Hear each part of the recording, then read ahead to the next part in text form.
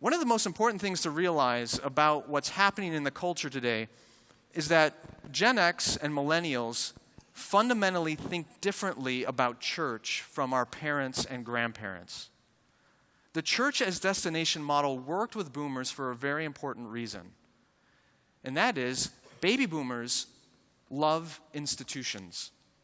I know it may not sound like it because this is the generation that grew up in the 60s and they were all rebelling against the man and smoking anything that grew. But the reality is, statistically, baby boomers love institutions.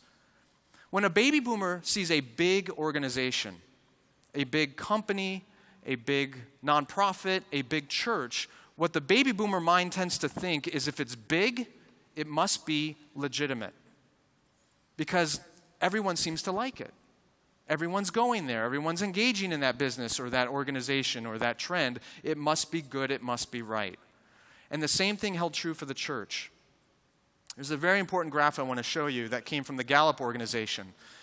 In 1973, they found that 68% of Americans said that they had a great deal or quite a lot of confidence in the institutional church. In fact, the church in the 1970s ranked as the most trusted institution in America. Today, it's at 44%.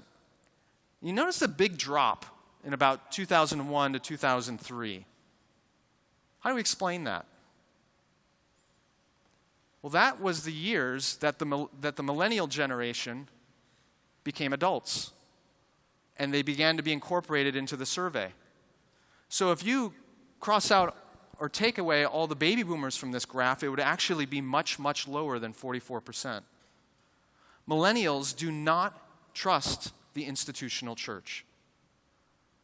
Now you can say, well, it's because of the scandals that have happened in the Roman Catholic Church or the numerous scandals that have happened in evangelical churches, both financial and sexual and all the other garbage that goes on. Maybe. But the interesting thing is it's not just the church that millennials don't trust. The reality is millennials don't trust large organizations, period. One thing you have to realize is my generation, Gen X, and those younger than me, we are the post-Watergate generation. We are the post-Enron generation. We are the post-housing market bubble generation, the post-Lehman Brothers generation, and now we're all part of the post-NSA spying scandal generation. When my generation and those younger look at a large institution, we don't think, oh, that must be legit. When we see a very large institution, our immediate assumption is it must be corrupt. Because nobody gets that big and powerful by playing by the rules. We are a cynical generation. And so when the boomers looked at big megachurches, they thought, wow, isn't this great? Look how wonderful it is. My generation looks at big megachurches and says, I'm not sure I want to give myself to that.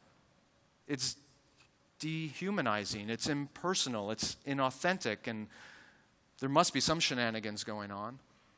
If you think I'm blowing this out of proportion, The Atlantic ran a story last year called How Americans Lost Trust in Our Greatest Institutions. And you can see there the rankings of trust in various organizations in our culture. Is it any surprise that Congress is at the bottom? It's got to be even lower now, right? We've lost trust in everything. The news media, do you remember when Walter Cronkite was the most trusted news anchor in America? Do you know who now ranks as the most trusted news anchor in the United States? Jon Stewart. He's on Comedy Central. Fake news. That tells you how cynical we have become as a culture. So we've lost our trust in everything. We don't believe in big. Big used to be legitimate, now big is seen as a barrier. There's another trend that's going on with the younger generation that also feeds into this. And that is, my generation is a highly entrepreneurial generation. So if you're older than me, and I'm 37, just to give you some context, if you're older than me, you probably graduated from school, whether high school or college, and thought about getting a job with some kind of company, an organization, a larger institution, and perhaps climbing the corporate ladder, making a career out of it. That's not the way my generation thinks. It's not the way those younger than me think. This generation's highly entrepreneurial. 71% of millennials who currently have regular jobs are planning to leave those jobs in the next 2 years to work for themselves. And just to show you, this isn't just wishful thinking on the part of millennials who have an inflated self-esteem, which they certainly do. Colleges are backing it up. The growth of entrepreneurial courses and programs in American colleges and universities has increased tenfold in the last 30 years.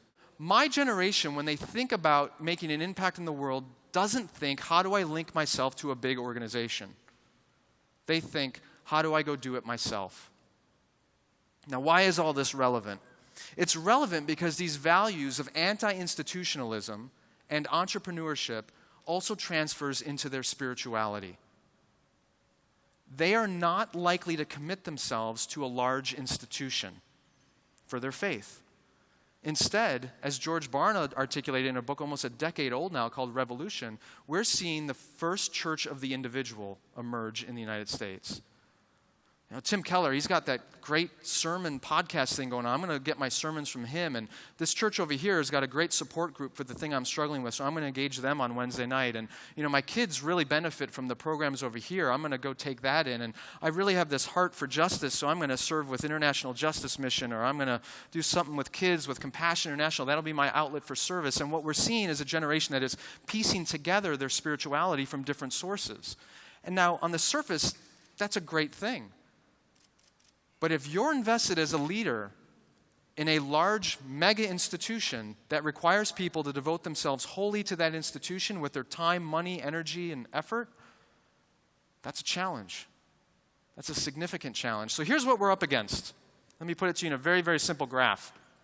Over the last 30, 40 years, we have seen the exponential growth of the institutional church in the United States. Not the number of churches, not the impact of those churches, but the actual footprint of those churches has grown immensely as they add more and more features to attract more and more Christian consumers. At the same time, we are witnessing the significant decline in trust in large institutions.